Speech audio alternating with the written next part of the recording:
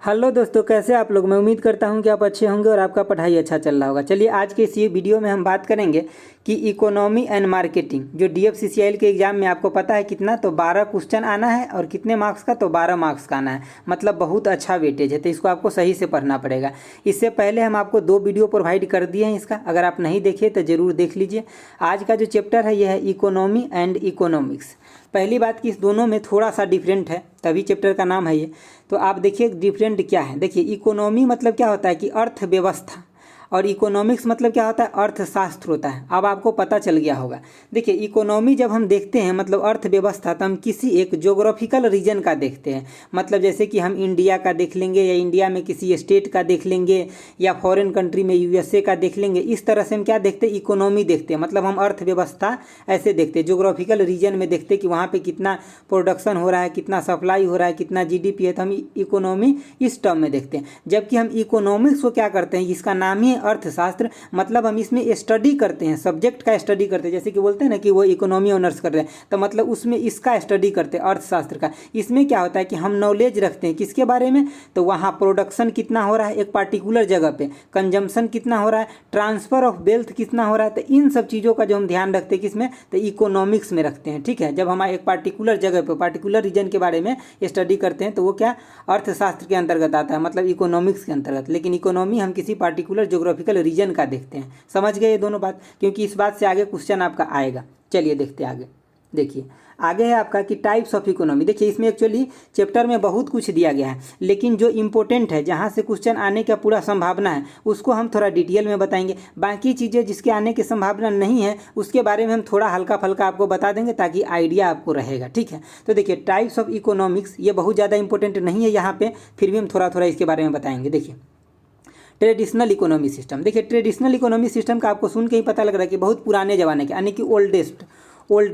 तो oldest economy system क्या था, उस समय में बहुत कुछ डेवलप नहीं था, ना टेक्नोलॉजी था, ना मशीनरी था, बहुत ज़्यादा कुछ नहीं था। तो लोग जो उपार्जन करते थे ना, जैसे खेती पथारी जो करते थे, वो इतना हो पाता था कि उनका अपना काम चल जाता था। ठीक है, जैसे कि कोई फिशरिंग कर रहा है, अगर किसी का पापा फिशरिंग कर रहा है तो जनरली क्या होता था कि उसका बेटा भी फिशरिंग करने लगता था। ये होता था ट्रेडिशनल इकोनॉमी में। अगर उसका पापा किसानी कर रहा है तो उसका बेटा भी किसानी करने लगता था। तो ये मतलब ट्रेडिशनल इकोनॉमी में, ये पुराना वाला इकोनॉमी जो सिस्टम था उसमें ऐसे ही काम चलता था। ठीक है, अगर आपको इसको पढ़ना है तो पढ़ लीजिएगा, लेकिन जो मतलब मेन बात है सो मैं आपको बता दिया हूँ। चलिए आगे देखते हैं। देखिए अब दूसरे नंबर की क्या है कि कमांड इकोनॉमी सिस्टम। देखिए इसमें अब क्या हुआ कि एक स्टेप लोग आगे बढ़ गए। जैसे ट्रेडिशनल इकोनॉमी था तो उसमें क्या था, लोग बिल्कुल एकदम पीछे थे। मतलब इतना उपार्जन होता था जितना अपना खाते पीते थे, उसी से अपना काम चल जाता था, वही होता था। लेकिन ट्रेडिशनल यहाँ पे कमांड इकोनॉमी में क्या हो जाएंगे कि लोग एक स्टेप आगे बढ़ जाएंगे, और यहाँ पे क्या हो जाएगा कि अब यहाँ पे गवर्नमेंट का रोल आने लगेगा। कि मतलब कंट्रोल जो पावर किसके द्वारा किया जाएगा, सेंट्रलाइज पावर हो जाएगा। मतलब सब चीज़ गवर्नमेंट के द्वारा आप कुछ चीज़ों को ऑक्यूपाई करने लगेंगे गवर्नमेंट, और उन चीज़ों को अब आगे की तरफ लेकर के जाने लगे इकोनॉमी को। जैसे कि अभी देखते हैं ना कि गवर्नमेंट का प्राइवेट सेक्टर और पब्लिक सेक्टर इन्वॉल्व होकर के सब कुछ के चला रहे हैं, तो उसी तरह से अब इसमें इंटरफेयर हो गया गवर्नमेंट का, और ये नेक्स्ट स्टेप अब आगे की तरफ इकोनॉमी बढ़ने लगा। इसके बाद क्या हुआ कि सेंट्रलाइज के द्वारा मतलब कंसर्न किए जाने लगे। उसके बाद अब मार्केट इकोनॉमी आया। जब मार्केट इकोनॉमी आया तो इसमें क्या देखा गया कि प्राइवेट क्षेत्र जो है ना, ये बहुत ज़्यादा दिलचस्पी इसमें दिखाने लगे और आगे बढ़ कर के आए। यहाँ पे देखिए क्या लिखा है कि government does not control the viral resource. मतलब यहाँ पे अब मार्केट इकोनॉमी में क्या हो गया कि प्राइवेट अच्छे से एग्जिस्ट करने लगा, और वो अपना प्रॉफिट ओरिएंटेड काम करने लगा। तो जैसे कि प्राइवेट का मतलब ये होता है क्या, मार्केट ओरिएंटेड का, कि इसमें जो भी कंपनी आएगा वो नीड नहीं देखेगा पब्लिक का क्या है, वो प्रोडक्शन उस चीज़ को करेगा कि जिससे उसको मतलब कस्टमर मिल जाए खरीदने के लिए। समझ रहे हैं ना, कि जैसे वो उसी चीज़ को प्रोडक्शन करेंगे जिससे उसका कस्टमर मिल जाए। मतलब वो पहला पॉइंट क्या देखेंगे कि व्हाट प्रोड्यूस, पहला क्या देखेंगे कि व्हाट प्रोड्यूस। दूसरा क्या देखेंगे कि मतलब हाउ प्रोड्यूस मतलब कैसे प्रोड्यूस करें। ये प्राइवेट की मैं बात कर रहा हूँ, जो बाजार इकोनॉमी होता है, मार्केट इकोनॉमी। और तीसरा क्या देखेंगे कि हुम प्रोड्यूस, मतलब हम किसके लिए, फॉर हुम प्रोड्यूस, मतलब किसके लिए प्रोड्यूस करें। तो देखिए व्हाट प्रोड्यूस में ये आएगा कि किस चीज़ का वहाँ पर डिमांड है, कौन सा चीज़ लोग खरीद सकता है। मतलब ये देखिए हाउ प्रोड्यूस का मतलब ये हो गया कि वो मशीन से प्रोड्यूस करे या फिर मतलब लेबर कॉस्ट के द्वारा प्रोड्यूस करे। तो देखिए जब लेबर कॉस्ट के द्वारा उसको सस्ता पड़ेगा तो प्राइवेट लेबर कॉस्ट के द्वारा प्रोड्यूस करेगा, लेकिन अगर उसको मशीन के द्वारा सस्ता पड़ेगा तो मशीन के द्वारा वो प्रोड्यूस करने लगेगा, समझ गया ना। और होम प्रोड्यूस मतलब किसके लिए प्रोड्यूस करे, तो जो परचेज कर सकता है, जिसके पास पैसा है उसके लिए, क्योंकि इसको प्रॉफिट कमाना होता है मार्केट इकोनॉमी को, समझ गया ना। तो उसी के लिए प्रोड्यूस करेगा, ऐसा नहीं कि नेसेसरी है उसके लिए नहीं। मान लिया कि गरीब है, उसके लिए नेसेसरी तो है लेकिन उसके पास पैसा नहीं, तो उसके लिए ये यहाँ पे प्रोड्यूस नहीं करेंगे, ठीक है। देखिए यहाँ पे कि व्हाट डिमांड्स आर नेसेसरी, मतलब जो डिमांड नेसेसरी है मतलब उसके प्रॉफिट ओरिएंटेड हिसाब से उसी को वो प्रोड्यूस करेंगे। चलिए आगे देखते हैं। देखिए अब मिक्स्ड इकोनॉमी आ गया। मिक्स्ड इकोनॉमी को यहाँ पे डुअल इकोनॉमी भी बोला गया है, क्योंकि यहाँ पे अब क्या हुआ कि मिक्स्ड इकोनॉमी में दोनों एग्जिस्ट करने लगे। प्राइवेट प्लस में क्या, तो पब्लिक, प्राइवेट और पब्लिक दोनों मतलब गवर्नमेंट और प्राइवेट दोनों आ गए। और यहाँ पे मिक्स्ड इकोनॉमी में चीज़ें अब मतलब थोड़ा आसान हो गया, चलने लगा। इस इकोनॉमी में क्या होगा कि यहाँ पे जो मतलब गवर्नमेंट होगा वो वेलफेयर के लिए काम करने लगेगा, और प्राइवेट होगा ये अपने प्रॉफिट ओरिएंटेड काम करने लगेगा। तो यहाँ पे देश के लिए जीडीपी भी अच्छा मिल जाएगा, जीडीपी, क्योंकि जीडीपी जो अच्छा मिलता है ये प्राइवेट कंपनी का बहुत इसमें हिस्सेदारी होता है अच्छा, तब जीडीपी देश का अच्छा होता है। और वेलफेयर का काम गवर्नमेंट करने लगेगा, तो ये किस में आ जाएगा, मिक्स्ड इकोनॉमी में आ जाएगा। चलिए हम आगे देखते हैं। देखिए अब यहाँ से जो हम आपको बताएंगे ना, ये सब के सब इंपॉर्टेंट है बहुत ज़्यादा। जो पीछे बताए हैं वो ज़्यादा इंपॉर्टेंट नहीं था, लेकिन यहाँ से इंपॉर्टेंट हो जाएगा। जैसे कि देखिए कैपिटलिस्ट इकोनॉमी, कैपिटलिस्ट इकोनॉमी में सीधा सीधा बात आपको ध्यान में क्या रखना है कि वही गुड्स और सर्विस को प्रोवाइड किया जाएगा जो क्या हो, एकदम प्रॉफिट ओरिएंटेड हो, कंपनी को वहाँ पे किसी भी तरह का घाटा ना लगे। सीधे सीधे अगर बात करें तो प्राइवेट, समझ रहे हैं ना। अगर प्राइवेट कोई कंपनी खुल रहा है तो उनका उद्देश्य क्या है कि अधिक से अधिक मुनाफा हो। मतलब क्या होना चाहिए कि प्राइवेट प्रॉपर्टी वहाँ पे, मतलब फीचर्स ऑफ मतलब कैपिटलिस्ट इकोनॉमी का क्या है कि उसका जो चीज़ें हो कैसा होता है, प्राइवेट प्रॉपर्टी होता है ठीक है, लेकिन प्राइस मैकेनिज्म होता है। मतलब उसमें जो भी चीज़ बन रहा है, मतलब उसमें कुछ भी बन रहा है, कुछ भी प्रोड्यूस हो रहा है, किसी के लिए भी बन रहा है, तो उसका मैकेनिज्म जो होगा खास करके जो बात पे ध्यान रखा जाएगा, किस पे, तो प्राइस पे, मतलब मूल्य पे, दाम पे ध्यान रखा जाएगा, ठीक है। ये कैसा होता है, तो प्रॉफिट मोटिवेट होता है, मतलब इसमें हमेशा प्रॉफिट के ऊपर ध्यान रखा जाता है। गवर्नमेंट के इंटरफेरेंस इसमें बिल्कुल नहीं होता है, क्योंकि जो प्राइवेट कंपनी है भाई, तो वो प्रोड्यूस किया, उसको पता है कि कितना लागत लगा है, उसको कितना प्रॉफिट कमाना है, तो इस पर गवर्नमेंट इसमें थोड़ी इंटरफेरेंस करेगा, नहीं करेगा, ठीक है। चलिए आगे देखते हैं। देखिए आगे क्या है, आगे है आपका सोशलिस्ट इकोनॉमी। देखिए सोशलिस्ट इकोनॉमी में क्या होता है कि इसमें सबसे ज़्यादा जो ध्यान रखा जाता है किस बात पर, तो वेलफेयर पे, वेलफेयर पे ध्यान रखा जाता है। वेलफेयर का मतलब ये हो गया कि इसमें गवर्नमेंट किसके लिए काम करेगा, तो सिर्फ और सिर्फ नेशन को ध्यान में, मैक्सिमम किसको ध्यान में रखेगा, तो नेशन को, यानी कि नेशन को ध्यान में रखा है। इसका मतलब क्या, जो भी देश के अंदर पब्लिक है, जनता है, इसमें ये नीड्स का ध्यान रखेंगे। नीड्स मतलब क्या ज़रूरत है, प्रॉफिट का ध्यान कम रखेंगे लेकिन नीड्स का ध्यान ज़्यादा रखेंगे। ये ऐसा चीज़ इसमें लेकर के आएंगे कि इससे सभी, जो गरीब है उसको भी मिल जाए, अमीर है उसको भी मिल जाए। ऐसा नहीं कि सिर्फ और सिर्फ प्रॉफिट हो और गरीब को ना मिले चीज़ें, ऐसा इसमें बात नहीं रखा जाएगा। ये पब्लिक पार्टनरशिप है, मतलब यहाँ पे सिर्फ गवर्नमेंट का कंसर्न एक ही होगा कि हम वेलफेयर के ऊपर कितना अच्छा से काम कर सकते हैं, पब्लिक को हम कितना सुविधा दे सकते हैं, जो गरीब है उस तक भी हम कैसे सामानों को अच्छे से पहुंचा सकते हैं। ऐसा ना कि कोई भूखा मर जाए, मतलब हर को 2 वक्त का रोटी मिल सके। मतलब इस वेलफेयर, मतलब हमेशा इसमें मतलब एक को मोरल, मतलब ये होता है कि जैसे कि वो पूरा का पूरा ध्यान रखे चीज़ों को, जितना भी नेशन वाइज लोग है उसका, ठीक है। अब देखिए लेकिन इसमें क्या होता है कि हम इसमें जब सोशल वर्क करते हैं ना, तो इसमें सोशलिस्ट इकोनॉमी में हमारा जीडीपी जो होता है बहुत अच्छा नहीं होता है, क्योंकि यहाँ पे सिर्फ और सिर्फ सोशल वर्क होता है, तो हमारा कंट्री का डेवलपमेंट बहुत कम होता है। सोशलिस्ट इकोनॉमी में क्या होता है कि कंट्री का डेवलपमेंट बहुत ज़्यादा नहीं होता है, क्योंकि जीडीपी पे इस पर बहुत ज़्यादा असर नहीं पड़ता, इंक्रीमेंट नहीं करता है। अगर जीडीपी नहीं बढ़ रहा है, इसका मतलब दूसरे देश का कंपनी आकर के यहाँ कोई फैक्ट्री नहीं लगाएगा जल्दी, ठीक है, समझ गया ना बात। चलिए अब देखिए उसी तरह से मिक्स्ड इकोनॉमी की अगर हम बात करें तो इसमें फिर से क्या आ जाएगा, प्राइवेट और प्लस में क्या, पब्लिक दोनों आ जाएगा। तो अब ये टाइप का जो इकोनॉमी है ना, ये बेस्ट इकोनॉमी इसको माना जा रहा है। इसको क्या, तो बेस्ट इकोनॉमी माना जा रहा है, क्योंकि प्राइवेट जब एग्जिस्ट कर गया तो ये अच्छे से अच्छे सामान को बनाएगा। तो मतलब जिसका मान लिया जाए कि बहुत ज़्यादा जिसके पास पैसा है वो अच्छा सामान खरीदना चाह रहा है, तो यहाँ से सामान खरीदेगा प्राइवेट कंपनी से। अब क्या होगा, इसके वजह से देश का क्या होगा, जीडीपी में क्या होगा, इंक्रीमेंट होगा, ठीक है। और यहाँ पे मतलब पब्लिक सेक्टर भी है, मतलब गवर्नमेंट भी है, तो ये क्या, वेलफेयर के लिए भी काम कर लेगा। तो इससे दोनों हो गया, प्राइवेट मतलब सेक्टर आ गया, तो जो लोग बहुत अमीर है, रिच है, उनका भी फुलफिल हो गया, जो लोग गरीब है उनके लिए भी वेलफेयर का काम हो गया। तो सबसे बेस्ट इकोनॉमी इसी को माना जाता है अभी के हाल फिलहाल में, ठीक है। तो भारत अभी कैसा इकोनॉमी है, तो भारत के अंदर मिक्स्ड इकोनॉमी है, समझ गया बात। चलिए देखते हैं आगे। हम आपको पीडीएफ भी दे देंगे, अगर आपको डीप में पढ़ना है तो पढ़ सकते हैं। मैं बहुत ज़्यादा डीप में इसलिए नहीं जाता हूँ क्योंकि जो क्वेश्चन आएगा जब मैं ऑब्जेक्टिव कराऊंगा तो आपको जो बात मैं बोल रहा हूँ इसको सुने ही रहिएगा तो ज़्यादा अच्छा से बन जाएगा। अगर मैं पूरा पढ़ा कर आपको पढ़ूंगा ना तो उससे ज़्यादा बेनिफिट होगा कि हम आपको एक ऐसा तोड़ ममोड़ के पॉइंट बताऊँ जो आपके दिमाग में सीधे रुका हुआ है। समझ गए ना बात? चलिए देखिए, अब यहाँ पे ओपन इकोनॉमी का बात कर रहा है। ओपन का मतलब क्या हो गया कि बिल्कुल फ्री है। जैसे कि मान लीजिए कि ये यूएसए है, यूएसए, और ये क्या होगा इंडिया, IND, इंडिया। तो अब क्या होगा, ओपन इकोनॉमी हो जाएगा ना, तो यहाँ से यहाँ ट्रेड करना क्या हो जाएगा, बहुत आसान हो जाएगा। यहाँ देखिए क्या लिखा होगा कि फ्री फ्रॉम क्या आता है, ट्रेड बैरियर, मतलब वहाँ पे कोई भी ट्रेड का बैरियर नहीं रहेगा। आप हमारे देश में बेचिए, हम आपके देश में बेचेंगे। मतलब क्या, जो भी कंपनी है, मान लीजिए कि इस देश के अंदर कंपनी है, कोई भी कंपनी, C1 कंपनी, A1, मतलब एक कंपनी इस देश में है अमेरिका में, एक कंपनी इंडिया में, तो हम इंडिया की कंपनी जो सामान बनाएगा तो यूएसए को ध्यान में भी रखेगा कि हम यहाँ भी बेच सकते हैं बहुत आसानी से। तो ये क्या करेगा, प्रोडक्शन ज़्यादा करेगा। जब ये प्रोडक्शन ज़्यादा करेगा तो भारत का GDP इंक्रीज करेगा ना, तो इससे क्या होगा, देश को इंक्रीमेंट मिलेगा ना। तो ओपन इकोनॉमी में क्या होता है कि सब देश अच्छे से इंक्रीज करता है, क्योंकि यहाँ पे क्या हो गया कि ट्रेड का कोई बैरियर ही नहीं। जो कंपनी सामान बेच रहा है वो कहीं भी, मतलब जो सामान कंपनी बना रहा है वो कहीं भी बेच सकता है। समझ गया ना? तो मतलब एक्सपोर्ट हो गया, इम्पोर्ट हो गया, एक ऐसा होगा कि एकदम लार्ज लेवल पे होगा, बहुत ज़्यादा होगा, उसमें GDP का भी क्या होगा, इंडोलमेंट बहुत ज़्यादा हो गया। और क्लोज इकोनॉमी में क्या होगा कि ये एक बेकार टाइप का इकोनॉमी होता है। आप ऐसा मान लीजिए जैसे क्लोज इकोनॉमी है, तो इसमें मान लीजिए कि अगर ये मतलब नॉर्थ कोरिया को अगर अभी ले लीजिए, नॉर्थ कोरिया, इसका इकोनॉमी कैसा क्लोज है। तो मतलब यहाँ पे क्या हुआ कि जो भी प्रोडक्शन होगा, जो कंपनी है वो सब क्या, तो सिर्फ इसी देश को ध्यान में रखेगा कि हाँ इस देश में किस चीज़ का ज़रूरत है, तो जितना कुछ का ज़रूरत है वही प्रोडक्शन करेगा। इसको ग्लोबल से कोई मतलब नहीं, इंटरनेशनल से कोई मतलब नहीं है। समझ रहे हैं ना? तो इसका GDP क्या होगा, बहुत अच्छा ग्रोथ नहीं करेगा, क्योंकि इस देश का जो कंपनी है ये तो बाहर में सामान अपना बेच ही नहीं पा रहा है, महंगा सामान बेच ही नहीं पा रहा है, तो इस देश को GDP कहाँ से आएगा, बहुत कम डेवलप होता है। समझ गया ना? चलिए अब देखिए इकोनॉमिक ग्रोथ क्या होता है।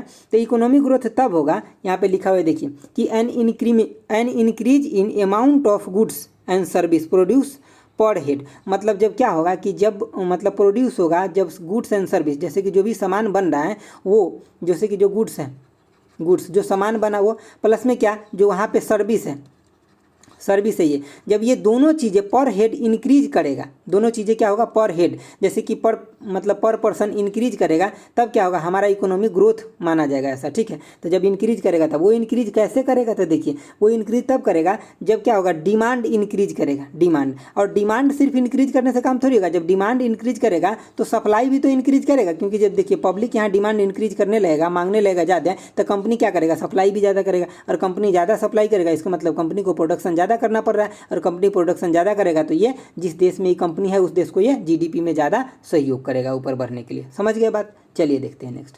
देखिए आगे, आगे क्या है कि ये फैक्टर है। ठीक है, ये क्या है कि factor that effect the economy growth. देखिए वहाँ पे मतलब किस किस फैक्टर पे डिपेंड करता है कि इकोनॉमी वहाँ का कितना ग्रोथ करेगा। तो ह्यूमन रिसोर्स, वहाँ पे कैसा रिसोर्स है। उसके बाद क्या है कि human resource depend on skill, creative and ability. मतलब वहाँ पे जो लेबर है और जो स्किल है, मतलब कॉस्ट है, वो कैसा है, मतलब स्किल है बढ़िया है, उसके बारे में जानकारी है कि नहीं, बढ़िया से ट्रेनिंग लिया है कि नहीं, इस बात पर डिपेंड करेगा। दूसरी बात क्या, तो क्रिएटिविटी, मतलब वहाँ पर जो लोग हैं वर्क कर रहे हैं, जो एक्सपीरियंस लोग हैं, उनके पास कोई क्रिएटिविटी है, नया चीज़ बना रहा है या नहीं बना पा रहा है। एबिलिटी मतलब वो कितना क्षमता है, कितना काम कर सकते हैं। उसके बाद क्या होता है कि मतलब उस वहाँ पे कैपिटल फॉर्मेशन कितना हो रहा है, मतलब कितना ज़्यादा कंपनी का विकास हो रहा है। उसके बाद वहाँ टेक्नोलॉजी कैसा डेवलपमेंट, अभी नया वाला टेक्नोलॉजी है या नहीं है, या पुराने टेक्नोलॉजी पे काम करता है जिस पे प्रोडक्शन बहुत कम होता है। तो ये सब चीज़ों को यहाँ पे ध्यान में रखा जाता है। तब ये सब चीज़ें जो है ना, ये सब मतलब इकोनॉमिक ग्रोथ के फैक्टर है। अगर ये सब चीज़ें अच्छा होगा तो वहाँ का इकोनॉमी अपने आप ग्रोथ करने लगेगा। ठीक है, वहाँ का पॉलिटिकल सिस्टम कैसा है, ये सब चीज़ें मैटर करता है।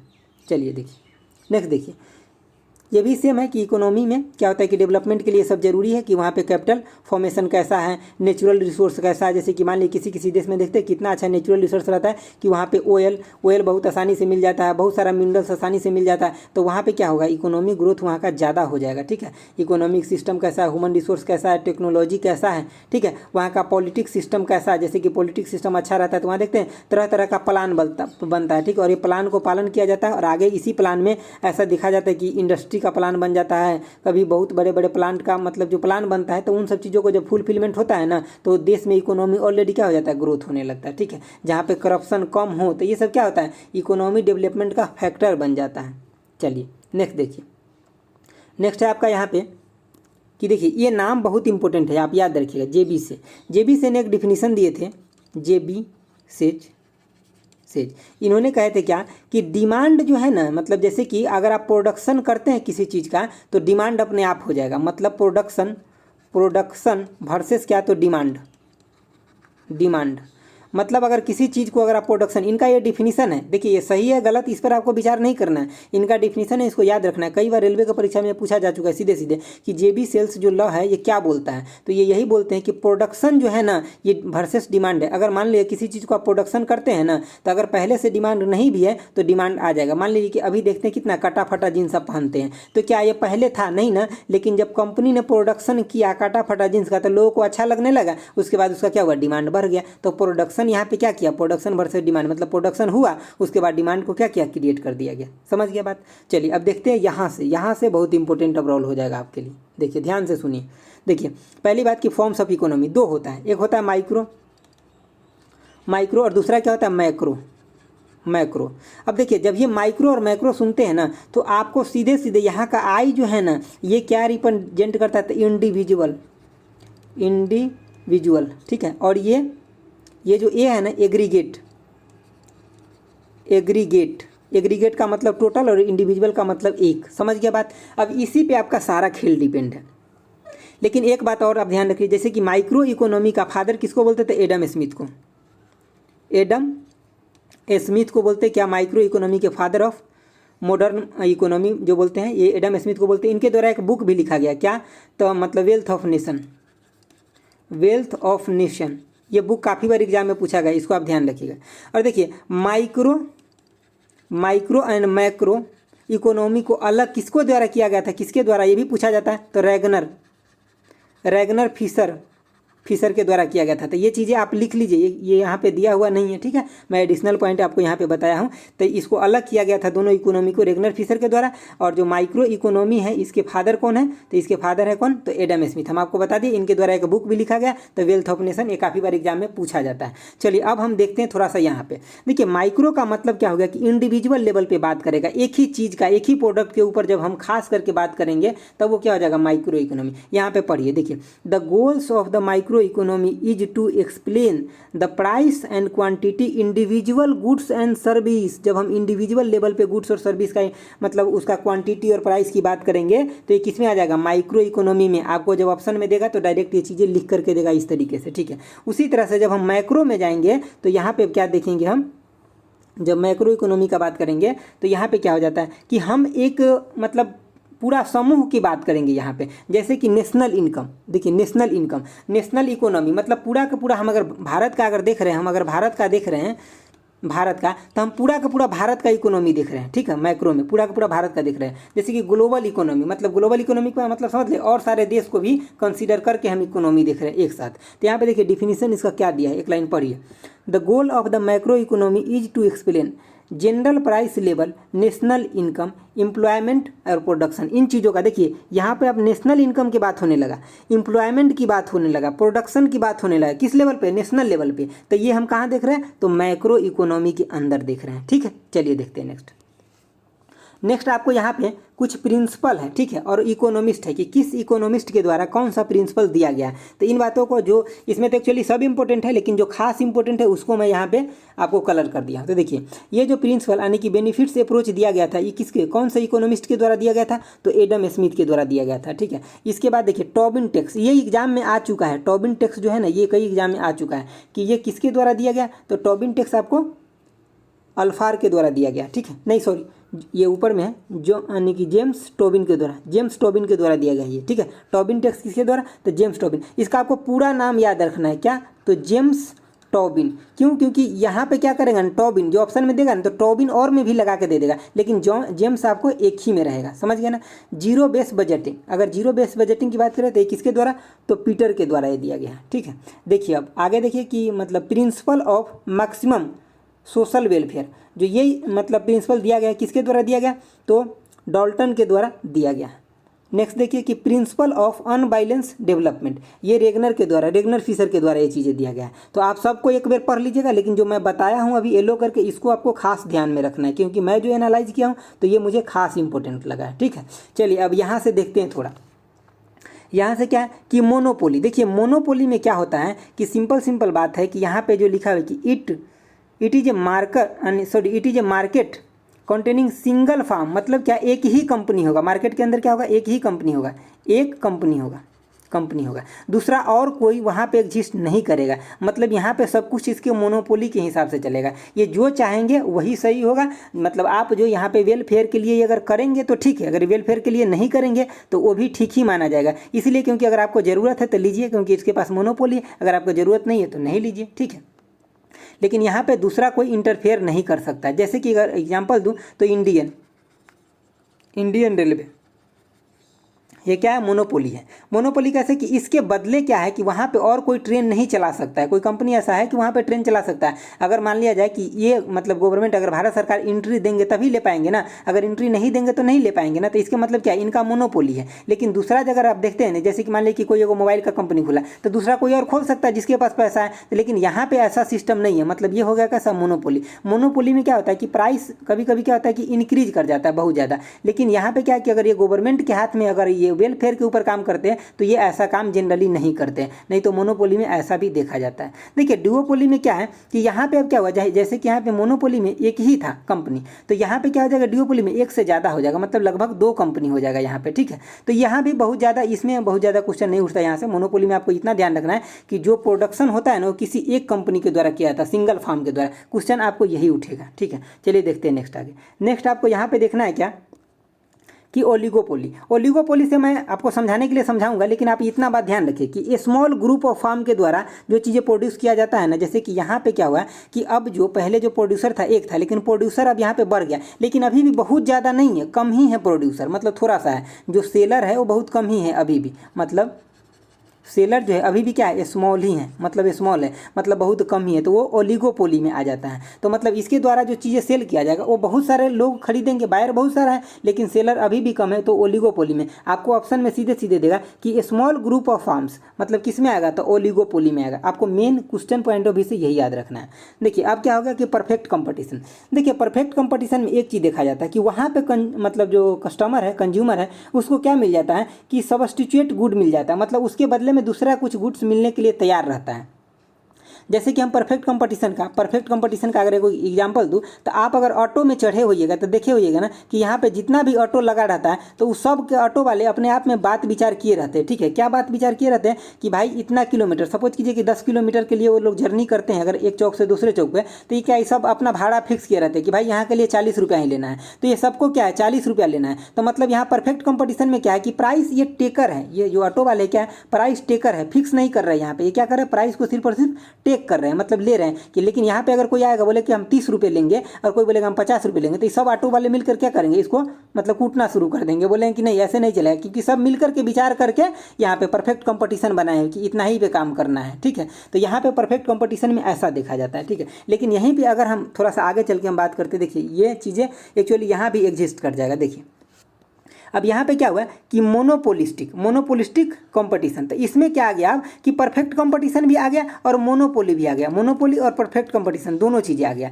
तो यहाँ पे अब क्या देखा गया कि यहाँ पे जो कंपनी होगा ना, तो ये यहाँ पे बहुत सारा सिमिलर कंपनी एग्जिस्ट करना है। जैसे कि मान लीजिए कि मोबाइल का बहुत सारा कंपनी है, तो वहाँ पे क्या है, उसका सामान वो खुद बनाते भी है और खुद कंपटीशन में भी रहते हैं। मोनोपोली का मतलब यहाँ पे कि वो खुद अपना प्रोडक्ट खुद बना रहे हैं और कंपटीशन में कैसे, जैसे कि मान लीजिए कि नोकिया का मोबाइल है, ठीक है, नोकिया का, तो ये किससे, तो मतलब सैमसंग के मोबाइल से कंपटीशन करेगा ना। तो यहाँ पे इसका कंपटीशन है, प्रोडक्ट दोनों के क्या कर रहे हैं कि एक दूसरे के प्रोडक्ट के बराबर निकालने की कोशिश कर रहे हैं। लेकिन ये मैन्युफैक्चरर क्या है, ये सेम मतलब एक कंपनी का जो मैन्युफैक्चरर है वो अकेले कर रहा है ना, तो मोनोपोली इस बेसिस पे हो गया। और ये कंपटीशन किस बेसिस पे हो गया, तो एक दूसरे के दोनों में कंपटीशन है। लेकिन अगर एक ही रहता, यहाँ पे खाली नोकिया रहता है, तो ये बनाता भी नोकिया और बेचता भी नोकिया, तो मोनोपोली हो जाता है। लेकिन यहाँ बना अलग अलग कंपनी रहा और बेच अलग अलग कंपनी, लेकिन इसके लिए नोकिया के लिए नोकिया कंपनी क्या होगा, मोनोपोली बना रहा है, ठीक है। लेकिन बेच रहा है, जब मार्केट में आ रहा है तो कैसा हो रहा है, परफेक्ट कंपटीशन उसको वहाँ दिखाना पड़ रहा है। अगर ये इसके बराबर में सामान, फंक्शन और प्राइस नहीं रखेगा तो मतलब जिधर कस्टमर को प्रॉफिट होगा उधर वो चला जाएगा। समझ गए बात। चलिए आगे देखिए, आगे है आपका कि ईगल्स लॉ। देखिए इसमें आपको एक बात ध्यान रखना है, ये एक डिफिनीशन दिए थे। वो डिफिनीशन क्या दिए थे कि जैसे कि इसमें क्या होता है कि जैसे कि हम जेबी सेल्स के लिए पहले बताए थे कि जैसे कि डिमांड अगर मान लिया जी कि मार्केट के अंदर अगर प्रोडक्शन होता है तो डिमांड क्रिएट हो जाएगा, वो हम जेबी सेल्स लॉ में बताए थे। ईगल्स लॉ क्या बोलता है कि जैसे कि आपका अगर मतलब मान लिया कि सैलरी अगर इनकम बहुत ज़्यादा इंक्रीज करता है तो उसका आप कुछ पार्ट क्या करते हैं ना कि आपका जो भोजन है, फूड है, उस पर क्या करते हैं कि उसका एक स्मॉल पार्ट आप क्या करते हैं बजट में खर्च करने लगते हैं। सपोज कीजिए कि पहले आपका सैलरी था 10,000, ठीक है, अब आपका सैलरी हो गया, सॉरी 10,000 बहुत कम हो गया, 50,000 ले लीजिए, 50,000 आपका सैलरी था। लेकिन अब क्या हुआ कि सैलरी बढ़ गया कितना, 1 लाख हो गया, 50,000 से कितना 1 लाख हो गया। तो पहले अगर आप 10,000 रुपया खर्च करते थे खाने पीने पे तो ऐसा थोड़ी कि 20,000 करने लगे, नहीं, थोड़ा सा आपका इंक्रीमेंट हो, क्योंकि पहले भी आप खाते पीते थे तो थोड़ा सा जैसे आइसक्रीम ऐड कर लीजिएगा और कुछ कुछ ऐड कर लीजिए थोड़ा सा, तो 12-15 हो जाएगा। तो आप क्या देख रहे हैं कि थोड़ा सा जो आपका इनकम बढ़ा ना उसका एक स्मॉल पार्ट आप बजट पे मतलब फूड पे खर्च करने लगे। समझ गए बात? तो यही बात है इसमें। चलिए आगे देखते हैं। आगे देखिए, आगे है आपका कि ये देखिए लेफर कर्व। ये कर्व क्या कह रहा है ना कि ये कर्व डायरेक्ट ये मतलब टैक्स रिवेन्यू और टैक्स रेट के बीच में रिलेशन दिखाता है। देखिए इनका कहना ये था कि अगर जैसे कि मान लीजिए जब टैक्स रेट जीरो है तो रिवेन्यू जीरो आएगा। मतलब यहाँ पे देखिए दोनों चीज़ जीरो है, ये भी जीरो है और ये भी जीरो है, मतलब टैक्स रेट भी जीरो है और टैक्स रिवेन्यू भी दोनों जीरो है। अब देखिए यहाँ क्या हुआ कि टैक्स रेट थोड़ा बढ़ा दिया, तो जब टैक्स रेट 35% था तो रिवेन्यू कितना आ गया, यहाँ पे रिवेन्यू आ गया, मतलब रिवेन्यू भी गवर्नमेंट के पास चला गया।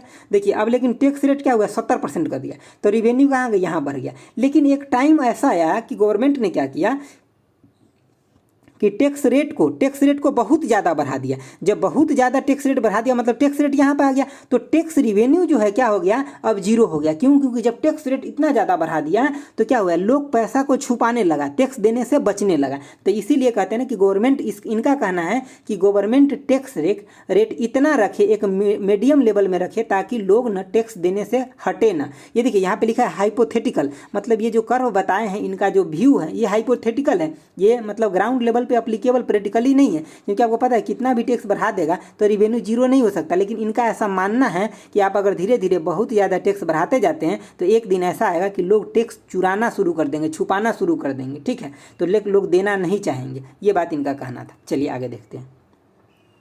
देखिए आगे है आपका ओकुन्स लॉ। ओकुन्स लॉ ये क्या बोलते थे कि ये इनका एक ही कहना था। इसमें खास बात क्या है कि ये कहते थे कि जब अनएम्प्लॉयमेंट, मतलब क्या अनएम्प्लॉयमेंट, आप देखते हैं ना अनएम्प्लॉयमेंट अगर गिरेगा, फॉल करेगा, इसके मतलब क्या, एम्प्लॉयमेंट बढ़ेगा। समझ रहे हैं ना बात कि क्योंकि देश में लोग तो सेम है, तो अगर अनएम्प्लॉयमेंट गिरेगा मतलब जैसे कि जो बेरोजगार लोग हैं उनको अगर रोजगार मिलेगा तो क्या होगा, हमारे देश के जीडीपी जीएनपी ये सब बढ़ेगा ना। तो यही इनका स्टेटमेंट क्या था कि अगर अनएम्प्लॉयमेंट 1% गिरता है, मतलब 1% लोगों को एम्प्लॉयमेंट मिल जाता है तो हमारे जीडीपी में क्या होगा, मतलब जीएनपी में क्या होगा कि 3% का इंक्रीमेंट देखने को मिलेगा। समझ गए बात? चलिए आगे देखते हैं। देखिए आगे है आपका, आगे मैं थोड़ा सा ज़्यादा आगे बढ़ गया, थोड़ा पीछे से। देखिए अब यहाँ पे ग्रेसम लॉ क्या बोलते हैं, इनका कहना था कि अगर मार्केट के अंदर कोई भी अगर बैड मनी आता है तो वो अच्छा मनी को बाहर कर देगा। कैसे? तो देखिए एक लाइन में लिखे हैं इन्होंने, पढ़िए। कह रहा है कि it is commonly stated that the bad money remove out goods money. कैसे? देखिए पहली बात क्या है कि अगर सपोज कीजिए आप यहाँ पे हैं और एक आपका दोस्त है, आप दोनों आदमी क्या किए कि आप दोनों आदमी के पास 500 रुपया ओरिजिनल वाला भी है और एक डुप्लीकेट वाला, एक 500 का ओरिजिनल नोट भी है और एक डुप्लीकेट नोट है। तो आप कहीं जाइएगा तो सबसे पहले बात क्या सोचिए कि हम डुप्लीकेट नोट के चला लेते हैं, क्योंकि आपको पता है ओरिजिनल है तो हमारे पास रहेगा तो कभी भी चला लेंगे, तो डुप्लीकेट नोट को चला लेते। तो आप क्या किए, यहाँ होशियारी किया, डुप्लीकेट नोट को चला लिए। आपका दोस्त भी क्या किया कि ये भी बेचारा गए और दोस्त मतलब ये भी 500 का, इनके पास भी डुप्लीकेट नोट था तो ये भी चला लिए और ओरिजिनल नोट रखे रह गए। तो मार्केट में अब क्या आ रहा है, जो मार्केट का अच्छा पैसा था ये आप तो सबके अपना अपना घर में भाग रहा है, लेकिन मार्केट के अंदर क्या आ रहा है, डुप्लीकेट मनी आ रहा है। तो यही इनका कहना था कि जो बैड मनी होता है ना वो मार्केट के अंदर घुस जाता है और घुसते ही वो क्या करता है कि अच्छा मनी जो होता है उसको बाहर कर देता है, मतलब वो तो आउट कर देता है मार्केट से। इनका थ्योरी यही कह रहा था, ठीक है। अब देखिए इसमें गुड मनी क्या होता है और बैड मनी क्या होता है। गुड मनी वो होता है कि जितना वो पैसा है ना उतना उसका मतलब वैल्यू भी है, कहने का मतलब है जितना उसका फेस वैल्यू उतना को रुपया भी है। जैसे पहले के ज़माने में सुनते थे ना कि सोना चांदी का रुपया होता था, तो अगर ये सोना चांदी इस पर अगर 20 लिखा हुआ है ना, तो इसको अगर तोड़ के भी बेचिएगा तो 20 रुपया में बिक जाएगा लगभग। मतलब इसका जो फेस वैल्यू होता था उतना ही सामान का भी वैल्यू होता था। लेकिन अगर आप देखिए क्या अभी कागज़ का जो रुपया है, क्या इसका अगर 2000 का रुपया है तो क्या 2000 रुपया लगा इसको बनने में थोड़ी ना। तो मतलब यहाँ पे इसी चीज़ को देखा जाता था, इस चीज़ को जो फेस वैल्यू होता था ना, इसके लगभग इसका ओरिजिनल वैल्यू होता था। इसको हम क्या मानते थे, गुड मनी में मानते थे। लेकिन इसको गवर्नमेंट अभी अप्रूवल देता है, इसीलिए ये मनी बाजार के अंदर चलता है। समझ रहे हैं ना। चलिए देखते हैं नेक्स्ट ये चीज़ें हमको आपको बता ही दिए। चलिए देखिए अब यहाँ पे है कि दो चीज़ें हम आपको इसके बारे में बता दिए पहले कि सेल्स लॉ ये बहुत इंपॉर्टेंट है, इसको आपको ध्यान रखना है कि जो भी मार्केट के अंदर जो प्रोडक्शन होगा, यानी कि जो चीज़ें बनेगा मार्केट के अंदर, उसके वर्सेस क्या हो जाएगी कि लोग उसको खरीदना भी शुरू कर देंगे, मतलब कंजम्पशन होगा ही होगा आगे। ठीक है, ये बात कहे थे।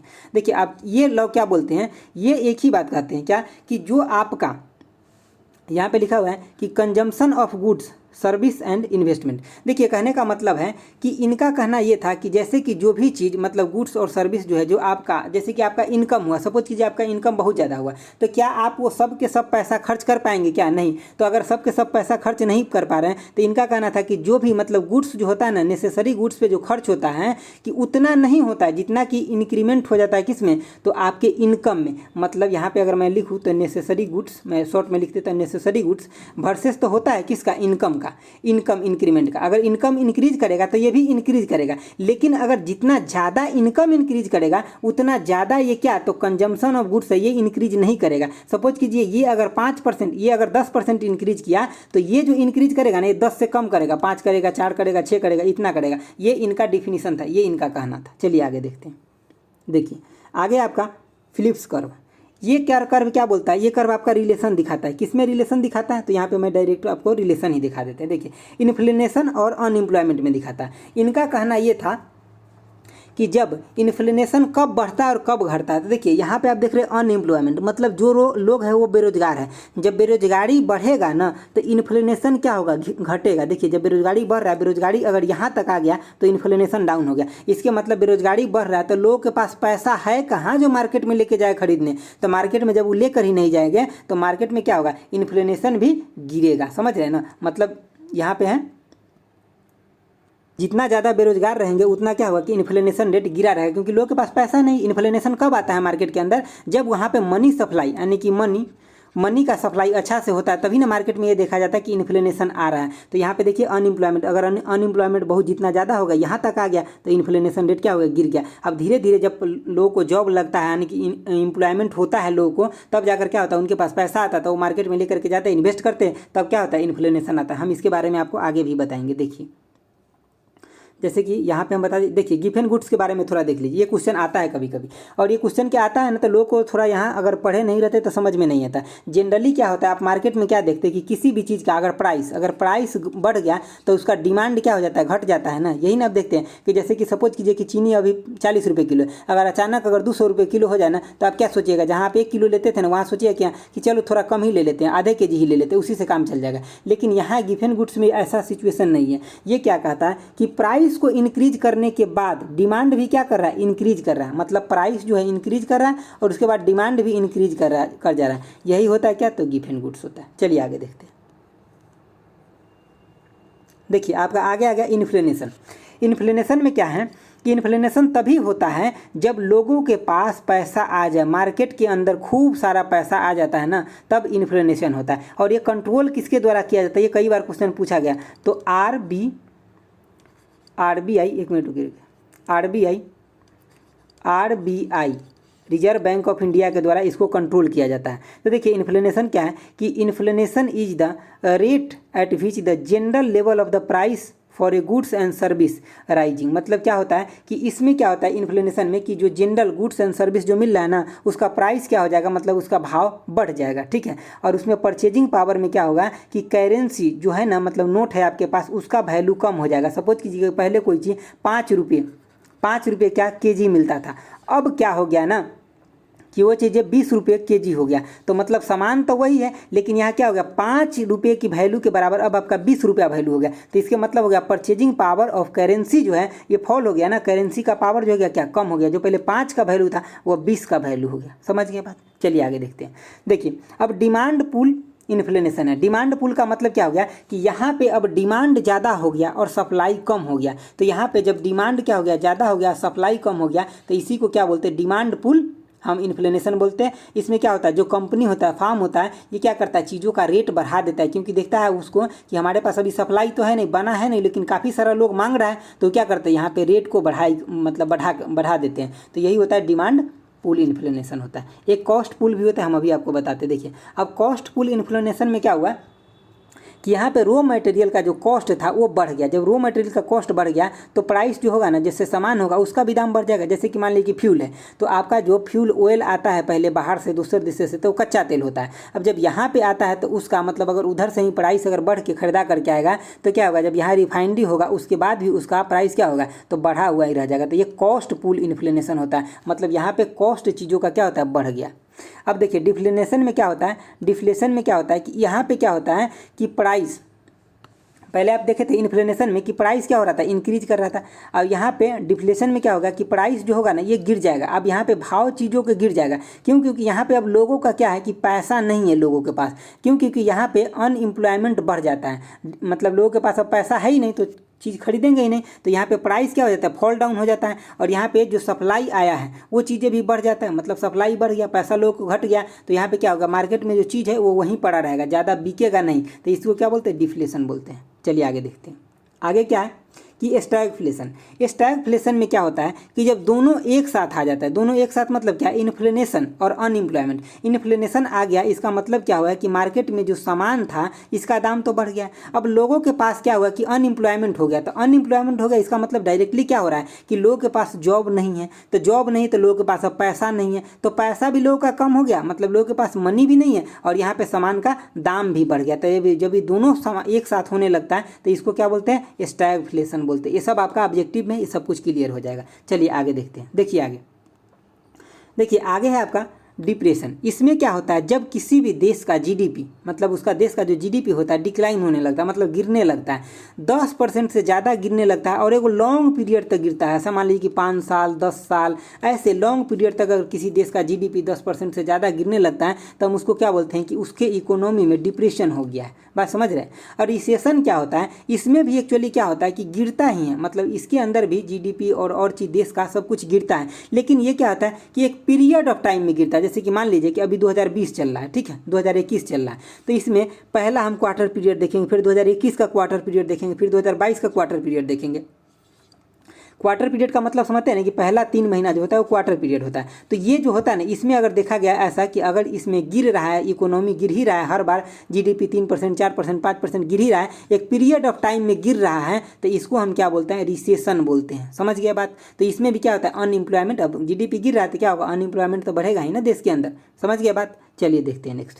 देखिए नेक्स्ट आपका ये है। नेक्स्ट यहाँ पे जो मैं पीछे बता दिया हूँ वही चीज़ है। यहाँ पे देखिए कंज्यूमर प्राइस इंडेक्स। देखिए कंज्यूमर प्राइस इंडेक्स का मतलब ये है कि एक आदमी के ऊपर, मतलब जैसे कंज्यूमर जो चीज़ें सामान खरीद रहा है, कोई भी प्रोडक्ट कोई कंपनी के द्वारा बेचा जा रहा है और कोई बायर के द्वारा खरीदा जा रहा है, तो उसके ऊपर जो हम एनालिसिस करते हैं ना, उसको हम क्या बोलते हैं कि कंज्यूमर प्राइस इंडेक्स बोलते हैं। ये एक इंडिविजुअल लेवल पे, एक क्लासिफिकेशन लेवल पे हम उसको एनालाइज करते हैं। लेकिन यहीं पर अगर होलसेल प्राइस के आपका अगर पूछ दें कि WPI अगर पूछ दे, होल प्राइस इंडेक्स पूछ दे, तो ये क्या होता है कि जैसे कि बड़े बड़े ट्रेड जो होता है ना, जहाँ पे कॉर्पोरेशन होता है, थोक में चीज़ें बात होता है, वहाँ पे हम इन चीज़ों का एनालाइज करते हैं। ठीक है, तो यहाँ पे मतलब गुड्स जो भी गुड्स हो गया या सर्विस हो गया, तो हम इस लेवल पे जब प्राइस का मतलब वहाँ पे एनालिसिस करते हैं तब हम ये चीज़ों को देखते हैं। ठीक है, चलिए तो इम्पोर्टेंट यही सब बात था। ठीक है, हम एक्चुअली यहाँ पे आप कोशिश किए हैं ना कि जितना कम से कम में हो सके, मतलब जो चीज़ें सिर्फ इंपॉर्टेंट है उसी चीज़ों को बता सके, क्योंकि अगर बहुत कुछ हो बताने लगेंगे ना तो फिर आपको मन नहीं लगेगा इसको पढ़ने में। ठीक है, क्योंकि इकोनॉमी ऐसे भी एक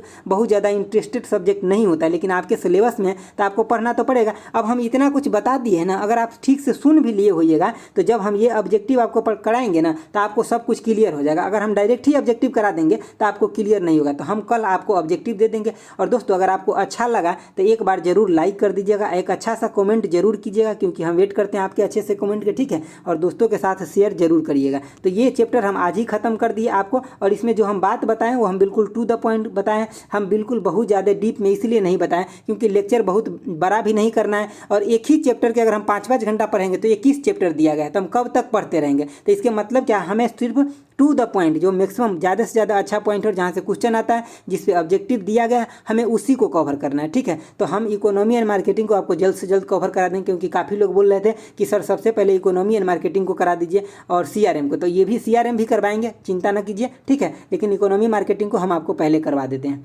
चलिए, तो thanks for watching, okay bye, जय।